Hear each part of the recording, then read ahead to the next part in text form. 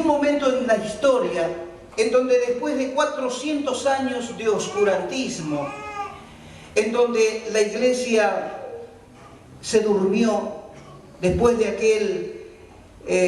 aquella batalla ganada por la iglesia primitiva al Imperio Romano. El Imperio Romano no hace que el cristianismo sea popular, sea nacional en todo el imperio. Y entonces la iglesia ya no pelea, abandona las armas que Dios le había dado. Y allí es donde se levanta el Vaticano y la figura de los papas. Y entonces esta gente comienza a generar una religión cristiana, supuestamente, pero con dogmas que son del pensamiento de cada uno de ellos. Y durante 400 años desarrollan este cristianismo que es el católico. Ya no hay Biblias en los hogares. La gente no tiene posibilidad de leer la Biblia, la palabra de Dios. Solamente lo leían los que estudiaban en los monasterios, los que se preparaban para curas. No estaba la Biblia en los hogares, había desaparecido de los hogares. Por eso es que la religión católica luego generó un modo de culto y un dogma que todos aprendieron, pero no porque tenían su Biblia para leer en su Biblia, sino porque les enseñaban en las iglesias. Pero como no tenían Biblia para comparar, entonces tomaron eso como verdadero. Así se desarrolló la religión católica.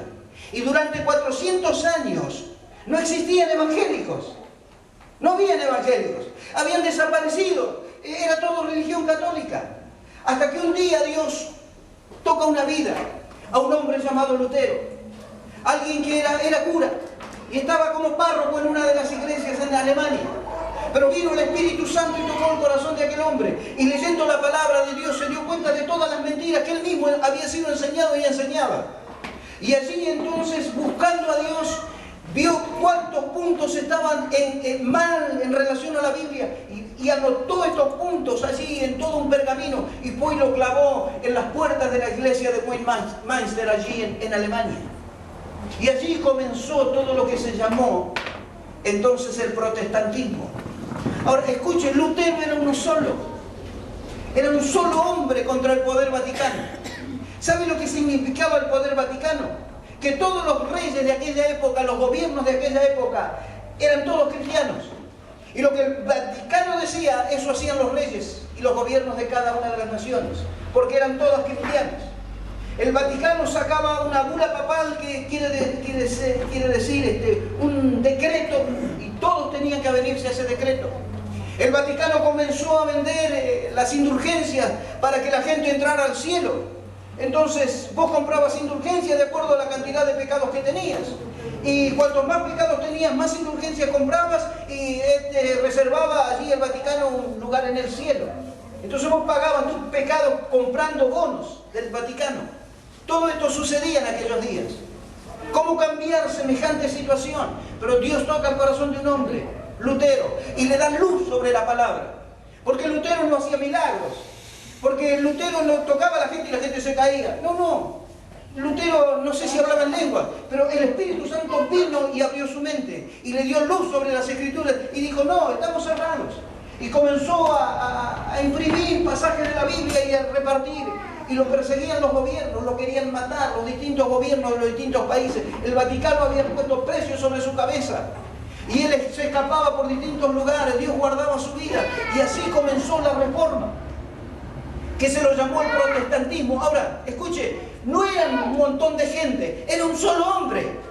Era un solo hombre que con aquella luz que Dios le había dado en la palabra, revolucionó su tiempo, movió reyes y aún movió el mismo Vaticano, porque se levantó en contra del Vaticano, movió el mismo Vaticano para llevar a cabo la reforma. Era un solo hombre que había recibido luz de Dios para entender la Escritura. Llevó a cabo la reforma y nosotros nos llamamos protestantes. ¿Por qué? Porque Lutero protestó y dijo, no es así. La Biblia dice esto, es solo fe. Y por la fe uno alcanza la remisión de pecados. Ahora, yo digo, ¿se necesitaba mucho para una reforma? No, se necesitaba un hombre que pusiera en acción lo que Dios le daba. Y allí este hombre, hasta el último día de su muerte, hasta el último día en el cual él murió, Entonces llevó a cabo todo lo que es la reforma. Y hoy nosotros estamos aquí adorando a Dios conforme a lo que dice la palabra del Señor, porque hubo un hombre que cuando Dios le dio un encargo y dio luz a su corazón y su mente, retuvo en sus manos lo que Dios le había dado, y aún a pesar de que lo buscaban y su cabeza tenía precio, sin embargo él no largó lo que tenía entre manos hasta llevarlo a final. Lo llevó a cabo. Nosotros somos fruto de todo ese trabajo, de toda esa obra que este hombre hizo a partir de lo que Dios había puesto en su vida. O sea que lo que Dios nos da definitivamente es tan poderoso porque viene de Dios. Es tan imbatible porque viene de Dios.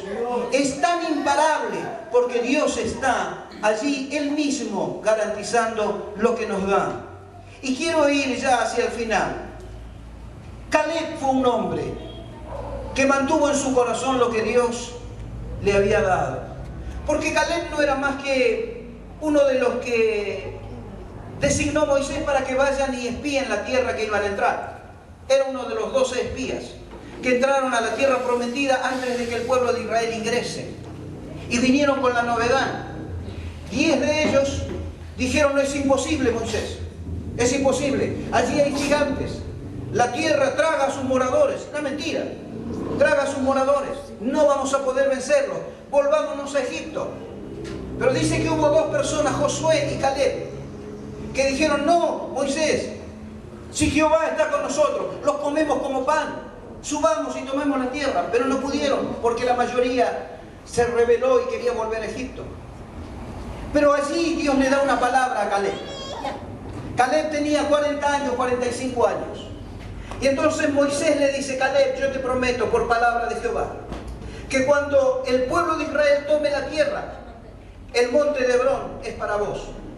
Ya que lo has ido y lo has caminado y has entendido que es buen lugar para ti, cuando tomemos la tierra, el monte será para vos. Y volvieron al desierto. No entraron en la primera vez y volvieron al desierto. Pasaron 40 años en el desierto. Y otra vez al mando de Josué, porque ya Moisés no estaba. Están a las puertas de entrar a la tierra prometida. Y empiezan a repartir la tierra. Josué empieza a repartir la tierra. Y ahí viene y se presenta Caleb. Y le dice Caleb a Josué: Josué, ¿te acuerdas la palabra que el siervo de Jehová, Moisés, me dijo a mí de parte de Jehová? Dijo que me daría Hebrón a mí. Y yo durante todos estos años caminé contigo en el desierto, pero nunca me olvidé de esto. Dios me dijo que me lo daría. Dame Hebrón, que lo tomo. Y Caleb tenía 85 años, ya era un abuelito. Y Josué le dijo: ve y toma Hebrón.